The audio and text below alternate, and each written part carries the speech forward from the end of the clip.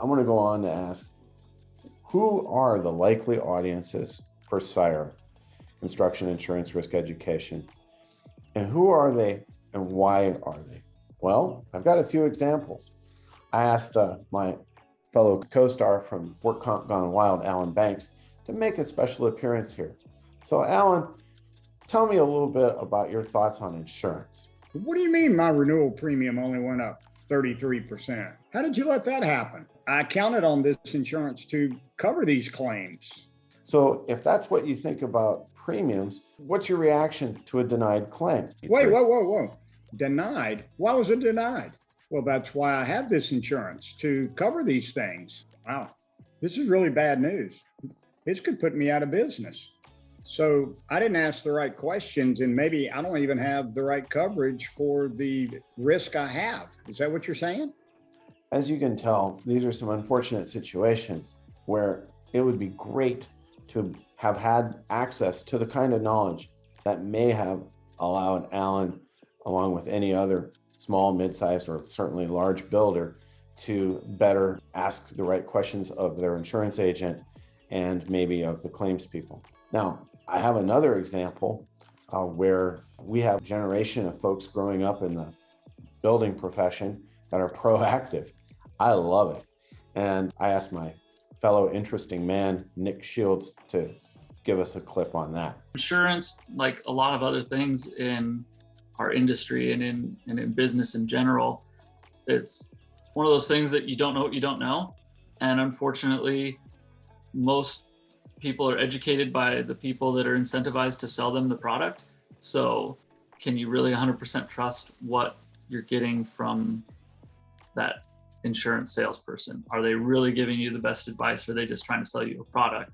And so having some third-party independent option or source or solution for educating a new builder or anybody in business really is great opportunity. I think for me it's nice because it's flexible. If it was more structured and more at a specific time, like if people found value in it, then they would find the time to make it happen. But at the end of the day, the more flexibility you give somebody to do it on their own time and their own terms, especially a young business owner that doesn't have the time during the day because they're busy running their business, and they don't have the time in the evening because they're busy with their family. So it might be something that they're doing at 2 o'clock in the morning because that's the time they have to make it happen. I think that more of my colleagues and my peers and myself more inclined to do stuff that's small snippets, micro education almost, little bits at a time, like learning something from a YouTube video, learning something in a short format versus taking the time out of your day, taking the time out of your week to maybe even travel to go to an education seminar or something. It's not something that intrigues me much at all. So not inclined to take the time to make that happen, where if I can digest something in small bites, or I can get that content on demand when I want it, a little bit neater package, smaller, just easier to digest package, that's makes more sense. I think that as a society, our attention spans are getting shorter, so that's driving some of that. Let's make content shorter, let's make content quick. You don't want to have videos that you're posting that are too long, because you're just going to lose people's attention. They're going to be gone and off your page pretty quick. So it makes sense to do stuff in short little snippets.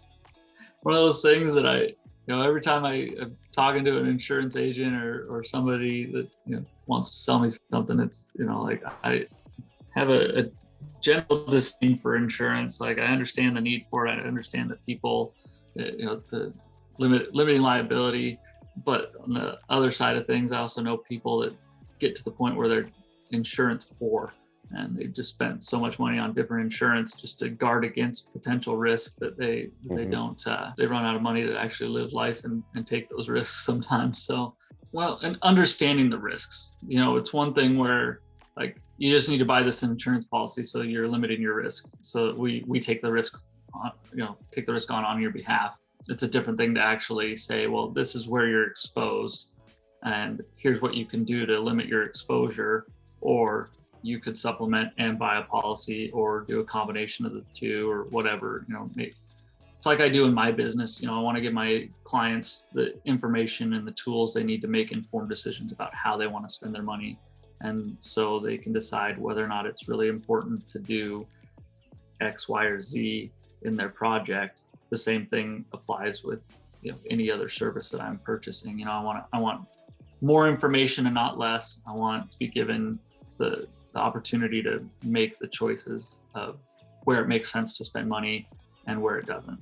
And so, luckily I've got a great insurance agent that's a good friend, and he takes care of me, and I trust him.